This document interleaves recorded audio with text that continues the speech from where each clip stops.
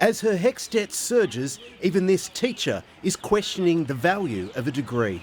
I know for my teenage children who are starting to think about what careers they might have, university isn't necessarily an option they're considering because they are aware of the debts. Teacher Georgina Routley welcomed changes to indexation, which increases loans every year based on inflation, after last year's mammoth 7.1% increase. Last year it was really a case of 2 steps forward and 1 big step back in terms of making headway on my debt.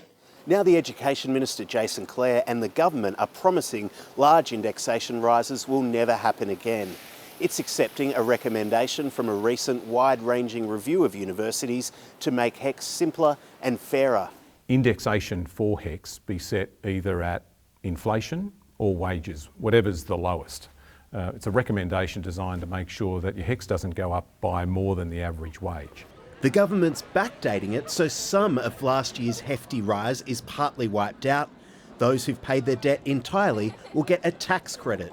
If you've got a HECS debt of say $26,000, which is the average across Australia, it means that your HECS debt will be cut by about $1,200. Students, the Greens and the Crossbench had pushed the government hard on HECS relief. The hike in HECS debt last year hit a lot of Aussies hard, particularly a lot of young Australians, and they've made their voice heard. I heard it, the government heard it. Students welcomed the move but want indexation paused altogether. Is this really going to make a lasting change for students, or is it just a band-aid measure to compensate for last year's large increase? It is the barest of minimums, and it is not cost of living relief. People are furious and desperate. The government's hinting there's more to come in its big exam, the upcoming budget.